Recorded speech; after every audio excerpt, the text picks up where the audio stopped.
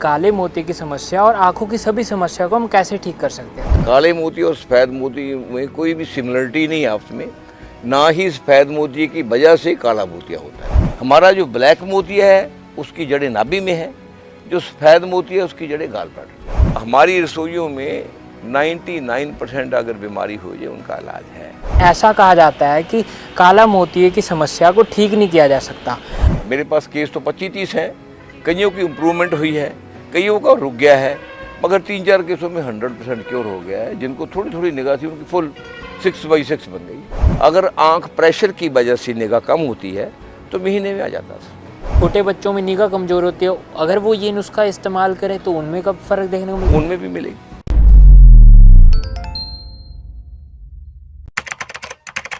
नमस्कार, D5 channel Hindi देख रहे सभी दर्शकों का मैं विभोर चट्ठा स्वागत करता हूं। आज मैं आया हूँ Fun Villa doctor Joginder Tiger ji के पास। डॉक्टर जोगिंदर टाइगर जी विश्व प्रसिद्ध डॉक्टर है और इनका हर्बल मेडिसिन पे किया हुआ काम भी विश्व प्रसिद्ध है। डॉक्टर साहब हमारे साथ मौजूद हैं। डॉक्टर साहब को 37 साल का तजुर्बा है। सर हमारे साथ जुड़े हुए हैं। सर आपका बहुत बहुत स्वागत है। Thank you. 2 महीने पहले जब आया था तो वहाँ पे आपके पास एक आँखों की बीमारी का पेशेंट आया हुआ था, उसको काला मोतिया था और ऐसा कहा जाता है कि काला मोतिये की समस्या को ठीक नहीं किया जा सकता। और जो एलोपैथिक डॉक्टर्स हैं वो बड़े बड़े नाम दे देते हैं इस बीमारी को और वो और लोगों के अंदर डर पैदा कर देती है। तो मैं आज आपसे ये जानना आया हूँ कि काले मोतिये की समस्या और आँखों की सभी समस्या को हम कैसे ठीक कर सकते हैं? सफ़ेद मोतिया तो सिर्फ ये होता है कि उम्र के लिहाज से जितने जैसे उम्र बढ़ती है वैसे स्पेशली 60 साल के बाद जो आँख की लेंस है कॉर्निया जी, इसके इनर साइड एक वाइट प्रोटीन का फ्लूइड से पिगमेंट जमने लग जाता है, क्लॉट्स की तरह। उस सफ़ेद रंग का होता है। उस जमने की वजह से जो नेचुरल लेंस है उसके थ्रू आंखें देख नहीं सकती है, ठीक है। उस सफ़ेद रंग का होता है, उसको सफ़ेद मोतिया या कैटरैक्ट कहते हैं। जी, जो काला मोतिया है उसका ये होता है कि आँख के पीछे लेंस के जो हमारी ऑप्टिक नर्व है उस पर प्रेशर बढ़ने लग जाता है, फ्लूइड एडवर्स होकर रुक जाता है। वो प्रेशर बढ़ने की वजह से फिर क्या होता है, जो हमारी आँख है उसकी निगाह कम होने लग जाती है पहले। उसके बाद हमारा सिर दर्द होने लग जाता है, कई बार आँख में कई बार प्रेशर रहने की वजह से दर्द होने लग जाता है, जी मचलाने लग जाता है, जी कच्चा होने लग जाता है, कलर का थोड़ा सही अनुभव नहीं होता, आहिस्ता आहिस्ता ये होता ये फिर बीमारी में बदल जाता है। पहले तो ये सफ़ेद और काले मोती का ये फ़र्क है। काले मोती और सफ़ेद मोती में कोई भी सिमिलरिटी नहीं है आपस में, ना ही सफ़ेद मोती की वजह से काला मोतिया होता है। बहुत डॉक्टर कहते हैं ना कि अगर सफ़ेद मोतिया बहुत ज़्यादा पक जाए, बहुत मैच्योर हो जाए, ये अंदर फट जाता है, उसकी वजह से काला मोतिया हो जाता है। ये सिर्फ स्टोरी मेकिंग किस्से हैं। पहला ये जो काला मोतिया था इसको माने अक्सर कहते थे, माए अक्सर, जिसका मतलब मीनिंग होता है आब ए शाह। आब होता है पानी, शाह होता है काला, बल्कि काला पानी, ये काला मोतिया हो गया, ठीक है नहीं। ऐसे उसको दूसरे को सफ़ेद मोतिया बोलते थे, ठीक है नहीं। ये इसके रीज़न अलग अलग हैं। जो सफ़ेद मोतिया है वो वैसे तो इसको मिस्ट्री बोलते हैं, बेसिकली ये मिस्ट्री वाली बात भी ज़्यादा नहीं है। हमारे जो सफ़ेद मोतिया है इसका रीज़न गाल ब्लैडर है जी। एक तो उम्र के साथ मोतिया होता है, बहुत बड़ी उम्र के साथ, कई बार किसी को नहीं होता। जितना बढ़िया गाल ब्लैडर ओल्ड एज तक रहेगा उतना बढ़िया आँख का ये लेंस रहेगा। जैसे जैसे ये हमारा गाल ब्लैडर की फंक्शनिंग कमज़ोर होती है, कई बार लोगों को पहले सफ़ेद मोतिया हो जाता है। उसका मैंने जितना देखा है कि जिनके गाल स्टोन होता है या गाल ब्लैडर की माल फंक्शन ख़राब होती है उनको अक्सर मोतिया बहुत जल्दी हो जाता है जी। उसका रीज़न भी यही होता है कि हमारी ये प्रोटीन है, जो 2 बातें होती है। एक हमारी ये आँख के अंदर जिसको सलेरी मसल कहते हैं, उसका काम क्या है, हमारी बॉडी में एक मैकुला फ्लूइड, पीले रंग का फ्लूइड होता है जो उसको अपनी आँख के इर्द गिर्द भी वो पीले रंग की झिल्ली बनाता है, बहुत बारीक झिल्ली। सलेरी मसल से आगे ये हमारी पलकें हैं, इसको सिली बोलते हैं ग्रीक में। वो सलेरी मसल है, ये सिली, ये हमारे वाटर प्रोड्यूस करती है, जिससे आँख बाश होती रहती है। जब उस वाटर में अबनॉर्मलिटी शुरू हो जाती है तो क्या होता, आँख प्रॉपर वाश नहीं होती, दूसरी तरफ उसमें वो प्रोटीन का फ्लूइड जमने लग जाता है, उससे वाइट मोतिया बन जाता है, ठीक है नहीं। और बनता ये उम्र के साथ है। काले मोतिये में क्या होता है, जो हमारा फिर ये काला मोतिये का तो रीज़न तो बता दिया कि प्रेशर होता है और क्यों कारण होता है। इसमें आँख के ऊपर एक पीली रिफ्लेक्ट करती ना बहुत बारीक झिल्ली होती है कार्निया के शीशे के पास, वो झिल्ली रिफ्लेक्ट करना बंद कर देती है, दिखना उससे बंद हो जाता है जी। उसका रीज़न क्या है, जो काला मोतिया जो ऑप्टिक नर्व से डॉक्टर जोड़ते हैं, बेसिकली ऑप्टिक नर्व तक सीमित नहीं है, उसको ब्रेन से जोड़ते हैं। ब्रेन से तो ऑप्टिक नर्व आती है, मगर जो हमारा ओब्लागाटा जो है, जिसको हम मेडुला भी बोलते हैं, मेडुला गाटा बोलते हैं, ओब्लागाटा बोलते हैं, वहाँ से ये पेरिफेरियल सेंट्रल नर्वस सिस्टम है। हुन हम काले मोतिये का इलाज करते हैं, आपको पता होगा, मैं आपको 2-3 एड्रेस देता हूँ जी। फुली रिकवरी हुई है, मेरे पास केस तो 25-30 हैं, कईयों की इम्प्रूवमेंट हुई है, कईयों का रुक गया है, मगर 3-4 केसों में 100% क्योर हो गया है। जिनको थोड़ी थोड़ी निगाह थी उनकी फुल 6/6 बन गई है। सर आमतौर पे तो कहा जाता है काला मोतिया अगर किसी को हो गया है तो वो ठीक नहीं हो सकता, फिर आप एक साइड में बोलते हैं कि पूरी तरह ठीक हो गया, तो क्या क्या आपने बदलाव किया उनमें जिस वजह से उनको फ़ायदा हुआ है? हाँ, ये बात आपकी बहुत अच्छी है। मैंने बदलाव कुछ नहीं किया। मेरी एक चीज़ मैंने लाइफ में देखी है कि जैसे इवन सफ़ेद मोतिया भी है, सफ़ेद मोतिये में जब फ्लूइड में प्रोटीन जो बढ़ता है कटिया, क्या होता, पानी ने अपने आप बाहर सारा कुछ साफ करके निकालना होता है, और फिर प्रोटीन डिपॉजिट क्यों होता है, वो क्वालिटी ऑफ प्रोटीन जो है वो घटिया किस्म का बन जाता है। काला मोतिया है, इसमें क्या होता है, हम ब्लड को प्यूरिफाई करते हैं, उसमें जो जितनी लाइंग चीज़ें हैं जिनकी वजह से जो उसको आगे फ्लूइड जिसने बनता है, जिसको हम शाह फ्लूइड कहते हैं, बन गया है, ठीक है नहीं, जहाँ उसको आबे शाह कहते हैं, जहाँ माहे शाह कहते हैं, जहाँ जिसको हम ग्लूकोमा कहते हैं। ग्लूकोमा यही मीनिंग होता है कि वो काला जो है ब्लैक हो जाता है, वहाँ से रिफ्लेक्ट नहीं होता। इसलिए काला मोतिये का अगर ऑपरेशन है, अगर तो लेंस के पास ही है फिर तो ठीक हो जाएगा, अगर ऑप्टिक नर्व तक चला गया उसका कोई सर्जरी नहीं है, क्योंकि वो तो ब्रेन खोलना पड़ेगा, ब्रेन पूरा खोलेंगे तो आदमी बचेगा नहीं। हम क्या करते हैं, हम बेसिक ब्लड को और उस फ्लूइड को दवाई से प्योरीफाई करते हैं, उसका सर्कुलेशन बहुत मिन्यूट होता है, टाइम लगता है। काली मोतिये के पेशेंट के लिए कम से कम मेरे पास 2-3 जो पेशेंट ठीक हुए हैं, 1.5-2 साल लग गया है। वो सब्र वाले पेशेंट थे, जो लोग कुछ ठीक पूरे नहीं हुए वो 2-3 महीने दवाई खाई चले गए। दवाई महंगी तो नहीं है, मगर इसके लिए थोड़ा आंधे होने से बेटर है कि थोड़ा सब्र करें। आंधे होकर भी घरे बैठना है, अगर सब्र से दवाई खाएं तो आंधे होता होता आदमी काफ़ी हद तक बच जाता है। बाकी रहा जो आप दूसरी बात करते हो सफ़ेद मोतिये की, सफ़ेद मोतिये का भी ऐसा ही है कि प्रोटीन को हम इस ढंग से उसको फ्लूइड को साफ करते हैं कि प्रोटीन कम डिपॉजिट होता है, और एक हम दवाई भी बनाते हैं उसके लिए। वो दवाई अगर कोई आदमी 50 साल में डालनी शुरू कर ले, उसको तमाम उम्र सफ़ेद मोतिया नहीं होता ही नहीं है, क्योंकि वो प्रोटीन जमता ही नहीं है, डिपॉजिट नहीं होता। अच्छा, मतलब जिसने 50 साल की उम्र से वो दवाई डालनी वो दवाई लगातार नहीं डालनी, एक हफ्ता डाल लिया, महीने के बाद फिर हफ्ता डाल लिया, महीने के बाद वो दवाई तकरीबन हम दवाई खाने भी कोई देते हैं और दवाई फ्री ऑफ कॉस्ट की तरह देते हैं जी, होता ही नहीं, ना निगाह ख़राब नहीं होती पूरी ज़िंदगी। हाँ। सर ऐसा भी कहा जाता है लाइफस्टाइल और आपकी डाइट में बदलाव करने से ये प्रॉब्लम। मैं वही जब हम दवाई देंगे हर्बल मेडिसिन, तो दवाई में साथ साथ जो खाना है ना, खाने से ही तो प्रोटीन ख़राब होते हैं, खाने से ही जो शाह वाटर बढ़ता है, खाने से ही जो सफ़ेद मोतिया बनता है, ठीक है नहीं, खाने से ही ये जो हमारा सलेरी मसल है, इसका वर्क जो है, इसका फ्लूइड बनाने की कैपेसिटी है ख़राब होती है, जिस फ्लूइड से हमारी आंख बाश होती है, वो सलेरी मसल ही उसको रिलीज़ करता है ना उसको। वो सारी बातें हैं जो देखने वाली होती है। जो दूसरे पासे ग्लूकोमा लेटिया जो जिसको बोलते हैं हम, जो मलूला लेटिया बोलते हैं, उसमें क्या होता है, हमारे ये कॉर्निया है, इसके ऊपर बहुत ब्रीक येलो रंग की होती है, वो रिफ्लेक्शन करना बंद हो जाता है, तो उससे फिर काला मोतिया शुरू हो जाता है, अपटक नर्व से पीछे प्रेशर शुरू हो जाता है।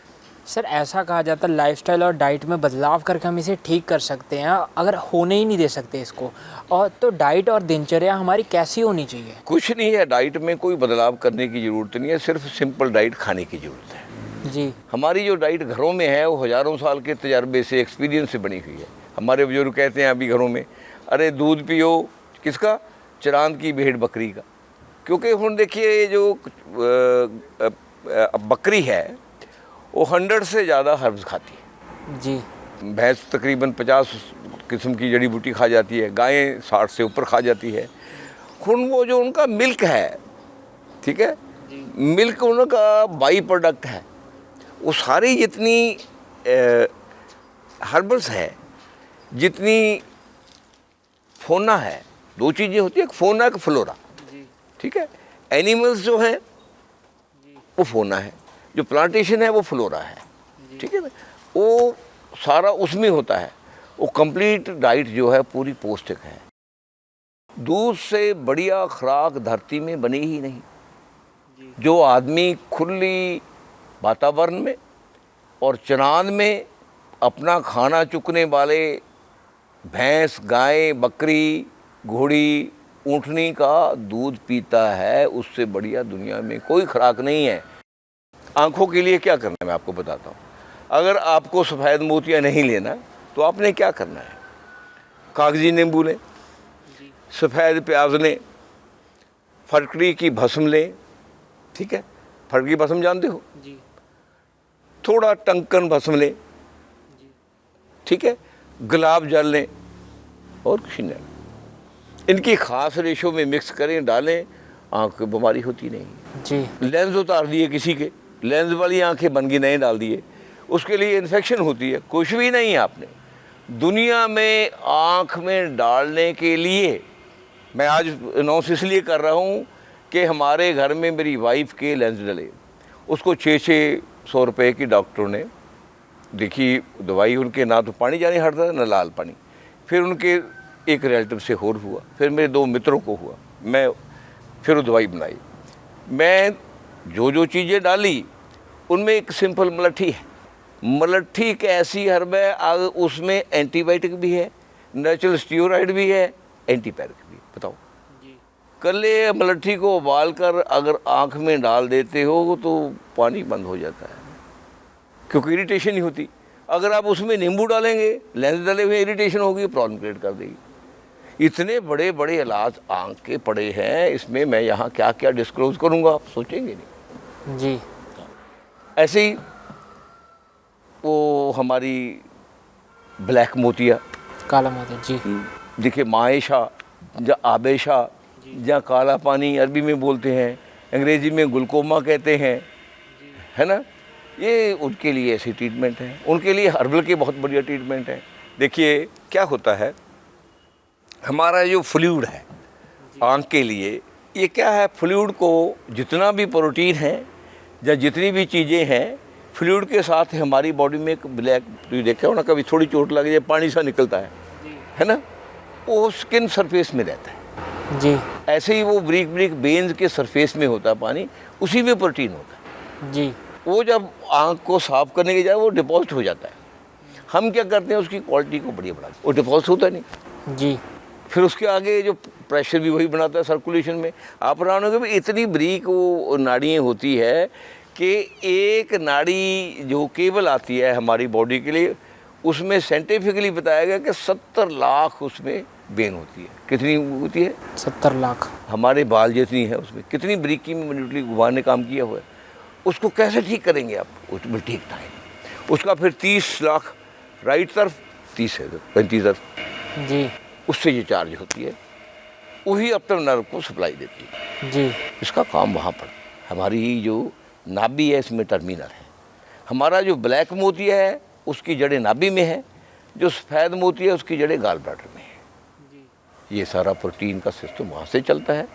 ये ब्लैक शार्प का प्रेशर यहाँ से। सर आप काले मोतिये का जो सेंटर पॉइंट बता रहे हो वो नाभि को बता रहे हो, तो नाभि में अगर हम तेल डालें, घी डालें, उससे फ़र्क पड़ेगा? नाभि में तेल डालने से, घी डालने से जितना नर्वस सिस्टम है सारे को फ़ायदा मिलता है, आराम मिलता है। मगर वो नाभि से जो एक जिसको हम हमारे कपाल बोलते हैं जी, या पेरिफेरियल सिस्टम बोलते हैं, कपाल सेंट्रल नर्वस सिस्टम को कहते हैं। सेंट्रल नर्वस सिस्टम ये जो आपकी स्पाइन है, ये यहाँ से ये आता है, फिर यहाँ से हार्ट को जाता है, फिर नाभि से जाता है।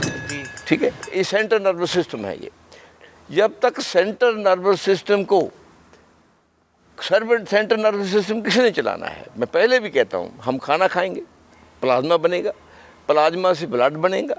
ठीक है, सबसे पहले फ्लूइड बनता है। हमारी बॉडी ये जो है ये पदार्थ नहीं है, हमारी बॉडी एक नेचुरल एनर्जी है, कॉस्मिक एनर्जी से कहते हैं, दूसरी काइनेटिक एनर्जी है। काइनेटिक एनर्जी के फ्लूइड से आगे पैदा किया हुआ बॉडी है, जमाई हुई। क्या होता है, पहले खाने से क्या बनता है, बाकी वेस्टेज निकल जाता है। उस फ्लूइड से क्या बनता है, ब्लड। ब्लड से क्या बनता है, ये स्किन। स्किन से क्या बनता है, मीमांसा, मांस, मसल वगैरह। उनसे क्या बनता है फिर, हड्डियाँ, अस्थि, बोन्स। बोन से क्या बनता है, मज्ज, जिसको हम बोलते हैं बोन मैरो। बोन मैरो से फिर आगे क्या बनता है, उनसे फिर वीर्या। वीर्य से क्या बनता है, स्पर्म। ऐसी 8 स्टेज में हमारी बॉडी में फ्लूइड का प्रोटीन बनता है। वो प्रोटीन को इसलिए ठीक करने में वक्त लगता है। लोगों को एक बात का ध्यान रखना चाहिए, अपने लिए कम से कम ताज़ा धनिया, ताज़ा पुदीना, थोड़े से आलू। आलू बहुत ही धरती पे मुफीद चीज़ है, मीट से भी बढ़िया चीज़ है आलू, मगर बिना खाद के, बिना दवाई के हो। आलू तो आपको बहुत कम डॉक्टरों की पता हो, 1% को। आलू बॉडी में अगर सही रूप में खाते हो, सही बनाकर, लम्स नहीं होने देता, ये गठान कहीं नहीं होने देता, रसोली नहीं होने देता, ब्लॉकेज नहीं होने देता, और ब्लड में क्लॉट्स नहीं बनने देता। ठीक है, क्या कमाल की बात है। सर इसको इस्तेमाल कैसे करना है आलू को? आलू को एक तो ये है कि आलू एक शर्त पे होना चाहिए, शुद्ध वहाँ मिट्टी होनी चाहिए और शुद्ध खाद गोबर की गली हुई होनी चाहिए, उसमें बोएं। दूसरी बात, उसको निकाल कर धोकर उसकी स्किन कभी ना उतारें। अगर स्किन का उतार दिया आलू का, आलू ख़त्म हो गया। स्किन उतारेंगे फिर आलू को खाएंगे, वो शुगर भी करेगा, फैट भी बढ़ाएगा, सारा कुछ करेगा। जी, स्किन आलू की इतनी खूबसूरत है कि जितनी स्किन आलू की को आप बढ़िया ढंग से बना लोगे, उतनी आपकी स्किन बढ़िया बन जाएगी। जी, स्किन के लिए बहुत यूज़फुल है। तो सब्जियों में भी उसकी बिना स्किन उतारे खाएंगे तो फायदेमंद है? कभी भी खाब में भी, किसी भी ढंग में भी आलू को प्रयोग करते हुए उतारनी नहीं चाहिए, मगर बाजार की रखनी नहीं चाहिए, क्योंकि वो बीमारियों से लेप है। सर हम खाने पीने की बात कर रहे थे कि काले मोतिया में और सफ़ेद मोतिया में हम क्या चीज़ खा पी सकते हैं और क्या चीज़ नहीं खा सकते? हम सब कुछ खा सकते हैं। काले मोतिये में और सफ़ेद मोतिये में किसी खुराक की मनाही नहीं है, सिर्फ बढ़िया किस्म के वेजिटेशन और थोड़ा नॉन वेज हल्का कम करना होता है, या प्रोटीन ज़्यादा ना बने। और उसमें आँख का कोई भी रोग है, एक कभी नहीं भूलना, अखरोट खाना नहीं भूलना आँख और ब्रेन के लिए। अखरोट, बादाम, अलसी, अलसी जानते हैं जी, सनफ्लावर, काली मिर्ची, धनिया, शंख पुष्पी, ये ऐसी चीज़ें अगर यूज़ करेंगे ना तो सफ़ेद मोतिया आएगा। अगर आएगा तो ऑपरेशन के बाद कई बार दोबारा हो जाता है, फिर दोबारा नहीं आएगा। और सफ़ेद मोतिया, जो काला मोतिया है, उसकी रिकवरी शुरू हो जाएगी। उसमें और चीज़ें कुछ और होती हैं, इनसे वो शुरू हो जाएगी। खाने में अगर चरांदों का, घूम फिर के खाने वाले पशुओं का, चाहे भैंस है, चाहे गाय है, चाहे बकरी है, चाहे ऊँटनी है, चाहे घोड़ी है, मतलब जिसका भी है, दूध मिल जाए वो सबसे बढ़िया है। मैं ये जानना चाहूँगा कि हमारी किचन को ड्रग स्टोर बोला जाता है, एशियन किचन को बोला जाता है, तो उसमें से क्या क्या चीज़ें हम ले सकते हैं? लौंग भी है, छोटी इलायची भी है, बड़ी इलायची भी है, उसमें सौंठ भी है जिसको हम सूखा अदरक कहते हैं, उसमें फूल भी हैं, सफ़ेद फूल भी हैं, उसमें स्टार भी हैं, उसमें सब कुछ है, क्या नहीं है उसमें। मीठा भी है, उसमें गुड़ भी है, शक्कर भी है, अपने गाँव जो टिपिकल गाँव है उसमें अभी भी वो नेचुरल मिल्क है जो दुनिया की सबसे बड़ी दवाई है। उसमें हमारे खेतों का साग भी है, उसमें सब्जी भी है, पालक भी है, उसमें चलाई भी है, बाथू भी है, उसमें लहसुन भी है, क्या नहीं है हमारी में। तकरीबन हमारी रसोइयों में 99% अगर बीमारी हो जाए उनका इलाज है। आम तौर पर जब खाना खाया जाता है तो उसमें चटनी का जिक्र किया जाता है, तो कौन सी चटनी खा सकते हैं हम जिससे कि निगाह कमज़ोर ना हो, का आँखों में फ़र्क दिखने को मिले और काला मोतिया और सफ़ेद मोतिया में भी फ़ायदेमंद? बहुत अच्छा कहा आपने। देखिए, चटनी में आज नहीं पहले से ही लहसुन, ठीक है, जिसको गार्लिक बोलते हैं अंग्रेजी में, थोम भी बोलते हैं, जिंजर जिसको अदरक भी बोलते हैं, आपको तो पता होगा जी। 2-3 जगह में उसको खोता बोलते हैं, खोता। अच्छा, ठीक है। उसके आगे पुदीना, तुलसी की फैमिली है, पुदीना तो जानते हैं, इसको मिंट बोलते हैं। जी। उसके आगे धनिया है जी। जिसको कोरिएंडर, ग्रीन कोरिएंडर बोलते हैं, ठीक है। उसके आगे इमली है जी। टर्मरिक बोलते हैं जिसे हम, जी। ठीक है। उसके बाद सेंधा साल्ट है जिसको हम पहाड़ी नमक, पता है ना आपको, जी। जी। जहाँ स्टोन साल्ट बोलते हैं। उसके आगे क्या है, हरी मिर्ची है, जहाँ रेड चिली है, 2-4 गोल मिर्च, जहाँ ब्लैक मिर्च है जिसको ब्लैक पेपर बोलते हैं, गोल मिर्च उसका असली नाम है, गोल पाइपर बोलते हैं उसको। दूसरी होती है, एक लंबी होती है जिसको पीपली बोलते हैं, मग पीपली, इसलिए दोनों की पहचान के लिए काली मिर्च को गोल मिर्च बोला जाता है, उसको लॉन्ग पाइपर बोला जाता है। मैं आपकी जानकारी के लिए बताता हूँ, मेरे को इसके 20-25 नाम आते होंगे, ठीक है नहीं। सो उसमें ज़ीरा डाल सकते हैं, थोड़ा सा रगड़ा हुआ धनिया डाल सकते हैं अगर हरा धनिया अवेलेबल ना हो, और हल्का सा शक्कर डाल दें। अगर इन चीज़ों की चटनी हम रगड़ कर खाते हैं, हमारा ब्लड 100% प्योर होता है, और पेट में गैस नहीं बनती, कब्जी नहीं होती, तेजाब ख़त्म हो जाता है, और कब्जी तेजाब ही हमारे ब्लड को और प्लाज्मे को इम्प्योर करता है।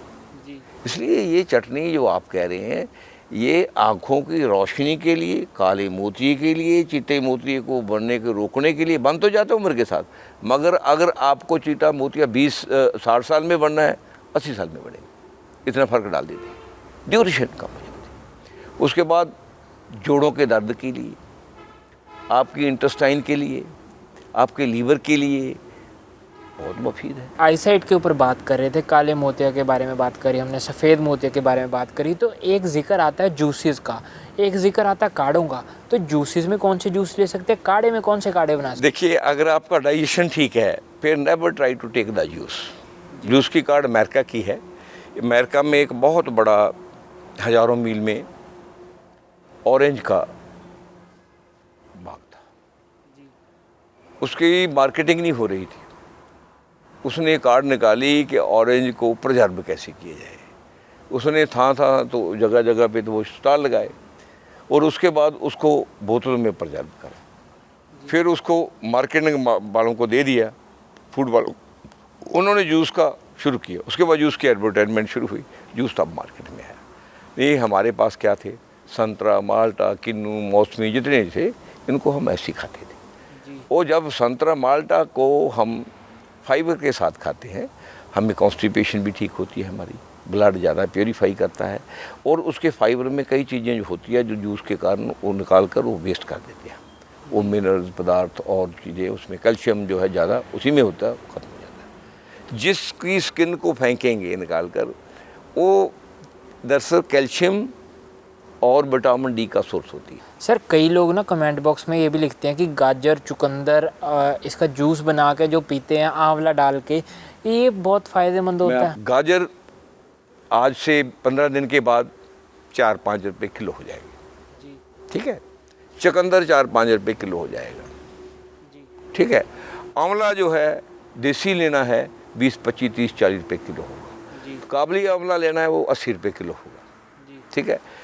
आंवला ज़्यादा नहीं डालना चाहिए, लोगों को पता नहीं है, लालच करते हैं। जब आप जूस निकालते हैं, 1 काबली आंवला या 2 देसी आंवला, मोर देन सफिशिएंट फॉर बंस, 2 आंवले डालें, दो आलू की कीमत जो देसी है उनकी ज़्यादा से ज़्यादा बहुत ही तेज़ी में ले लें 1 रुपया, ठीक है।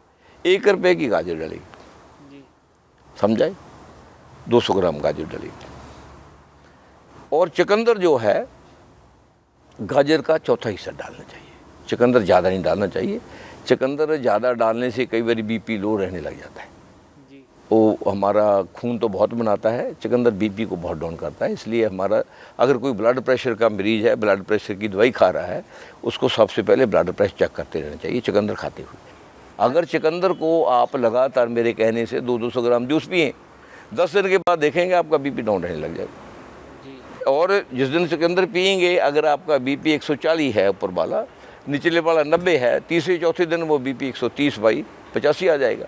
इसलिए चुकंदर खाने वाले को एक चीज़ का पूरा ध्यान रखना चाहिए कि अगर वो बीपी का पेशेंट है, अगर बीपी की दवाई ले रहा है तो बीपी जरूर चेक करता रहे, उस हिसाब से बीपी की दवाई कम करता रहे। इसलिए चुकंदर, गाजर, ये तो मैं सारे में इसलिए बता रहा हूँ, और आंवला, ये सारे का अगर आपने 300 ग्राम जूस बनाना है 2.5 रुपये में बनता है। इसलिए जो गाजर, चुकंदर और आंवला है वो डाल लें, संतरे की भी जरूरत नहीं। अगर हो सके उनको एक फाइबर वाली मशीन आती है, वो दरड़ करके जूस बना दिया, वो क्रीम जैसा बना देती है, सीधा खा ले। कई लोग ये भी बोलते हैं कि जो ये गाजर, चुकंदर और आंवले वाला जूस है, इसमें अदरक भी डालनी सही होगी। अदरक डाल सकते हैं। अदरक डालने से ऐसा होता है, जैसे गाजर है, आंवला है, इनकी तसीर जो है जब पीते हैं सर्दी में थोड़ी ठंडक लगाती है, ठीक है। बगैर जब हम अदरक डाल देते हैं तो उसका तसीर जो है सर्कुलेटरी गर्म हो जाती है, उसका सर्कुलेटरी कोल्ड हो जाती है। इसलिए अगर अदरक डालें अच्छा रहता है। सर, ये तो आपने बता दिया कि क्या चीज़ करनी है, क्या चीज़ नहीं करनी। मैं ये जानना चाहूँगा, कोई काढ़े भी हैं इसके रिगार्डिंग? ये सलेरी फ्लूइड को और सलेरी मसल को चार्ज करने वाले क्या क्या है, मैं आपको मोटी गोरखमुंडी है, गोरखमुंडी, ब्रह्मडंडी है, पुनर्नेवा है। पुनर्नेवा का मतलब जो नवे जन्म बना देता है, पूरे जन्म में ले जाता है। गोखरू है उसमें, बकापा मन्योरी है, ब्रह्मी बूटी है, ठीक है, और शंखपुष्पी है, जटामांसी है, देसी धनिया, ये जो बाड़ों वाला आता है ये नहीं, देसी धनिया, काली मिर्ची है, ठीक है। वो कितनी चीज़ें हैं, जब इनके काढ़े लेंगे ब्लड भी प्योरीफाई होगा, ब्रेन भी चार्ज होगा, और आँखों का जो फ्लूइड है जिसके कारण वो पिगमेंट जमता है प्रोटीन का, वो नहीं जमता। और तीसरा, जिसको हम माए साल, आबेशा या काला पानी या ग्लूकोमा कहते हैं, उसको भी साफ कर देता है आहिस्ता आहिस्ता, वेन से ठीक होने लग जाता है। सर, ये चीज़ें इस्तेमाल करने से लोगों को कितने दिनों में फ़र्क देखने को मिल जाएगा? देखिए, अगर तो इसको हम आबेशा, जिसको मैं बोला है, काला पानी या ग्लूकोमा वगैरह, उसमें यूज़ करते हैं, कुछ समय लगेगा। तो उसमें कम से कम अगर आपको काला मोतिया है, आबेशा जिसे बोलते हैं हम यूनानी में, उसमें काला मोतिया हमारा इधर आयुर्वेद का है, उसमें कम से कम आपको साल लग जाता है। क्योंकि ये जो बेन है, मैं आपको बोला है ना, एक केबल है जिसमें 70 लाख बेन जाती है, 35 लाख, माइक्रोस्कोप में भी नहीं आती वो। ऐसे काउंट किया, साइंस ने किया, मैंने नहीं किया। उसको चार्ज करने के लिए, उस ब्रीक को, उस बेन को ठीक करने के लिए उनकी रिपेयर भी करती है, बहुत वक्त लगता है वो। क्योंकि ये जो काला मोतिया है या ये सफ़ेद मोतिया है, इसका पिगमेंट भी जमने के लिए सालों लग जाते हैं। तो जो चीज़ सालों में आहिस्ता आहिस्ता आ रही है, वो सालों में ही जाती है। ये बात सिर्फ समझने की ज़रूरत है, फास्ट करने से ये होने वाली नहीं है। क्योंकि इतना ये मिन्यूट और ब्रीक सिस्टम है, इसको मिन्यूटली और ब्रीकी से ही देखना पड़ता है, उसी से ही समझना पड़ता है, उसी से ही ट्रीट करना पड़ता है। जी सर, आई साइट में कितना फ़र्क देखने को मिल जाएगा लोग? आई साइट में बहुत फ़र्क पड़ता है। देखिए, मैं आपको बताता हूँ, मेरे 3 नंबर की ऐनक थी बहुत पहले, मेरा एक्सीडेंट हो गया था, 2 एक्सीडेंट हुए मेजर, ठीक है। अब देखिए, मेरे को लाए, ये मैं सारा पढ़ लेता हूँ ऐसे। जी 17 साल की उम्र है, मेरे को पढ़ा ले, बोलिए क्या पूछने से। जी, ये यही फ़र्क पड़ता। और असर कितने दिनों में देखने को मिल जाएगा आई साइट के पेशेंट? आई साइट का जो आम सिंपल जो इनका ये पिगमेंट जिसे बोलते हैं, फ्लूइड पिगमेंट का जो असर है वो तो इट विल टेक टाइम। अगर आँख प्रेशर की वजह से निगाह कम होती है तो महीने में आ जाता है। और आमतौर पर जो छोटे बच्चों में निगाह कमज़ोर होती है, अगर वो ये नुस्खा इस्तेमाल करें तो उनमें कब फ़र्क देखने को मिलता है? उनमें भी मिलेगी, उनमें भी। उसमें थोड़ी सी आयरन की मकदार बढ़ा लेनी चाहिए, जिससे ब्लड और बढ़िया बनता है और उसको ज़रूरत होती है बच्चों को। आयरन की मकदार कैसे बढ़ा सकते हैं सर? देखिए, आयरन जो है चुकंदर में बहुत होता है, औले में बहुत होता है। तो ये जूस पीने से ही उनकी आयरन की कमी पूरी? एक बात कभी नहीं भूलना चाहिए, कोई भी ब्रेन की बीमारी है, कोई भी आँख की बीमारी है, अखरोट से बढ़िया कोई चीज़ नहीं है। और साथ में जो हमारा अफ़गानिस्तान का और कश्मीर का गोरबंदी बादाम है, अमेरिकन बादाम नहीं है। अमेरिकन बादाम का तो जो उसमें अमीनो एसिड नहीं होता, उसकी जो फूड वैल्यू है वो बहुत कम है। उससे तो मूंगफली 3 गुना बढ़िया होती है। ठीक है, इसलिए ये चीज़ों को सेलेक्ट करने के लिए हमें टोपोग्राफिकली, जियोग्राफिकली पता होना चाहिए किस हर्ब में क्या है। जैसे हम कण की बात करते हैं, गेहूं की बात करते हैं, जो गेहूं एमपी की है उसकी वैल्यू हो रहा है, जो पंजाब की है जो और है ना, जो रशिया की है उसकी वो हुआ है। हम बात एक जगह गेहूं की करेंगे। हम जो यहाँ भैंस हमारी चल रही है, उधर मेरा एक दोस्त है उसकी बकरियाँ चल रही है, हम उसकी दूध की बात करेंगे। जो शेड में बकरी है उसकी वैल्यू दूध की ज़मीन और आसमान का 100 का फ़र्क है।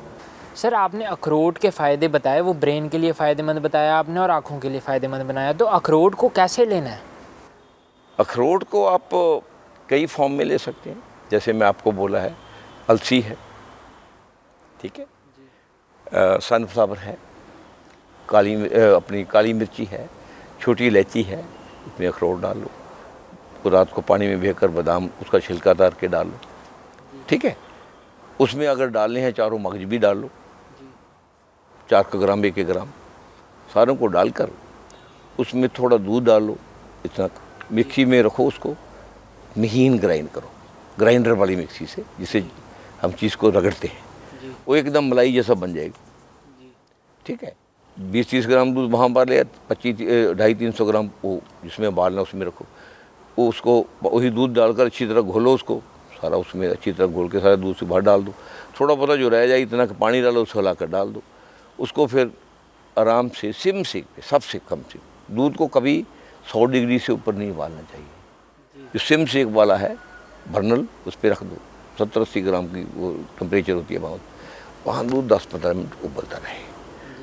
क्या होगा, जो दूध में बेसिक इंग्रेडिएंट्स हैं वो उन चीज़ों को, फ्लेवर को, उनको अपने में ग्रहण करेंगे, एक दूसरे में मिक्स हो जाएंगे। तो फिर वो जब पिएंगे हम, एक तो स्वादिष्ट बहुत लगेगा, ठीक है। अगर ऐसे डालकर पिएंगे स्वाद नहीं बनेगा, वो आप कभी वो देखना, स्वादिष्ट बहुत बनेगा। दूसरा, जब बॉडी में उसका प्लाज्मा बनेगा, बॉडी उसको सेकंड में हजम कर देगी। वो जो आपने अखरोट वाली जो नुस्खा बताया था, वो एक बार हमारे को वापस से बता दीजिए। चारों मगज ले लें, बाज़ार में मिल जाते हैं। अखरोट ले लें, गोरबंदी बादाम, अमेरिकन बादाम नहीं है, गोरबंदी बादाम जो अफ़गानिस्तान के या कश्मीर में है वो ले लें। गोल मिर्ची जिसको ब्लैक पेपर कहते हैं वो ले लें, छोटी इलायची ले लें, अलसी ले लें और सनफ्लावर ले लें। अगर मिल सके सीताफल, उसके बीज ले लें, अगर मिल सके, वो डुप्लीकेट मिलते हैं। क्योंकि सीताफल मैं इसलिए कह रहा हूँ कि वो दुनिया का सबसे बढ़िया कैंसर की दवाई है जी। उसके बीज, ये काफ़ी चीज़ें मैं आपको डिस्क्लोज कर देता हूँ, बहुत चीज़ें हैं हमारे पास। ये जो कैंसर के पेशेंट क्योर होते हैं, इसका रीज़न है, बहुत बड़ी विजडम का सेंटर है ये ऐसा वैसा नहीं सेंटर नहीं है ये। उसमें क्या करना है, उम्र के हिसाब से, अगर कोई छोटा बच्चा है 10 साल से छोटा है, उसको अखरोट का चौथा हिस्सा डालना है, ठीक है। अगर बच्चा 13 साल का है, उसको आधा अखरोट, अगर ऊपर है तो पूरा अखरोट भी डाल सकते हैं, नहीं आधा रूटीन में लेना है, आधा काफ़ी। गोरबंदी बादाम 4 से 5, ज़्यादा ना डालें, बादाम की तसीर और अखरोट की गर्म होती है, थोड़ा फिर तंग भी करते हैं। गोरबंदी बादाम को रात को पानी में भेलें, सुबह उसका छिलका उतारें, डाल लें। जब बनाते हुए, 4 काली मिर्च, 1 छोटी इलायची, 1 चमचा 4 ग्राम का चारों बादामों का 1-1 ग्राम, ना चारों मगजों का 1-1 ग्राम, 1-1.5 ग्राम अलसी के बीज, 1-1.5 ग्राम सनफ्लावर के बीज, ठीक है, समझे ना मेरी बात। 2 छोटी इलायची या 1 छोटी इलायची खोलकर उसके दाने ये मिक्सी में डाल लें।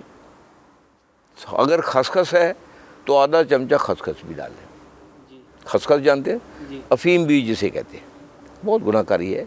अफीम बीज बेसिकली जो हमारी बेन्स में क्लॉट्स बनते हैं और पेन होती है, सबसे बढ़िया दवाई है उसकी, वो डालें। इसको ग्राइंडर में डालकर उसमें 300 ग्राम दूध ले लें, 50 ग्राम दूध उसमें डाल लें, उसको बहुत महीन रगड़ लें कि उसकी क्रीम जैसी बन जाए, ठीक है। फिर थोड़ा दूध और चंगी डालकर उसी में घोलकर उसी बर्तन में जिसमें उबालना है वो सारा सामान उसमें डाल दें। जो थोड़ा बहुत ग्राइंडर में रह जाए इतना पानी पा के उसको धोकर वो भी डालें, वेस्ट ना करें। फिर उस दूध को अग्नि पे उबालना रख दें। अगर आपने मीठा करना है उसमें 2 खजूर डाल लें। खजूर में अगर ये जो है पैकिंग वाली लेनी, जो रेडियो पे ना ठेले पे वो बड़े बड़े मिलते हैं ना गट्ठे से बने हुए, वो खजूर सबसे बढ़िया होती है। देसी खजूर है, उसकी फूड वैल्यू सारी खजूरों से ज़्यादा होती है। उसको लोग इसलिए नहीं खाते कि इसको गरीब लोग 80-90 रुपये में लेते हैं। वो लोग सोचते हैं जो 500 रुपये किलो वाली खजूर है, मैं अमीर आदमी हूँ और यही बढ़िया है। वो डब्बा होता है, खजूर बढ़िया नहीं होती, ठीक है नहीं। वो 2-3 वो धोकर खजूर डाल दें। अगर छोटा बच्चा है 1 खजूर, 10 साल से छोटा है, अगर और छोटा है आधी खजूर, उसके हिसाब से वो दूध दे उसको। अगर 12 साल का है वो 12 साल के बच्चे को 2 भी दे सकते हैं, उससे ऊपर 3-4 से ज़्यादा खजूर न डालें। खजूर आहिस्ता आहिस्ता उबलती रहेगी दूध में थोड़ा पानी डाल के उबलता रहेगा। सिम सेक पे ढककर जब दूध 15 मिनट कट जाए, क्योंकि दूध को जब हम सिम सेक में डालते हैं दूध के जो जितने भी चीज़ें हैं वो बर्न नहीं करती। जब तेज़ सेक में दूध को हम उबालते हैं, दूध के जितने न्यूट्रिएंट होते हैं सब खत्म हो जाते हैं। इसलिए स्लो पे दूध को, इसलिए गांव में जो बना हुआ था काढ़ नहीं कहते थे ना, मट्टी की, उसमें दूध को इसलिए सारा दिन उबलता रहता था, कड़ता रहता था, उबलता नहीं। वो 80 डिग्री के करीब गोबर पे हल्का हल्का बनता, दूध खराब नहीं होता था जी। वही दूध गुनाहकारी था। तो उसको निकाल के उस दूध को उसको कोसी उबलता हुआ ना पिलाएं। जब कोसी रह जाए आराम से उसको चमचे से आहिस्ता आहिस्ता पिए, एकदम घुट से न पिए। चमचा जैसे सूप पीते हैं आहिस्ता आहिस्ता पिए। खजूर भी 1 खा ली, फिर उसका बीज निकाल लिया, आहिस्ता आहिस्ता चबाया, फिर 1 चमचा पी लिया, फिर 2 पी लिए, 3 पी लिए, फिर दूसरी बार खजूर ले ली, उसको खा लिया। ऐसे इसको आराम से पी, मॉर्निंग खाली पेट। इसमें क्या होगा, एक तो ब्रेन को कभी अल्जाइमर नहीं होगा, ठीक है, एक वाइट पिगमेंट नहीं जाएगा, एक कालिया मोतिया नहीं होएगा, एक स्किन सुंदर रहेगी, एक बीरिया में कभी नहीं आएगा, एक स्पर्म में कभी नहीं आएगा, एक आदमी कभी भी इम्पोर्टेंट नहीं होगा, एक औरत में ओवियम की कमी नहीं आएगी, और औरत की यूट्रस में कभी भी रसोड़ी नहीं बनेगी, कभी कैंसर नहीं आएगा जी। ये कितनी बड़ी चीज़। इम्यूनिटी बहुत बढ़ती रहेगी, छेती बुखार नहीं आएगी। सर आपने बहुत महत्वपूर्ण जानकारी दी, आप हमारे साथ जुड़े, आपका बहुत बहुत धन्यवाद। वेलकम जी। अगले एपिसोड में फिर मुलाकात होगी, तब तक के लिए नमस्कार।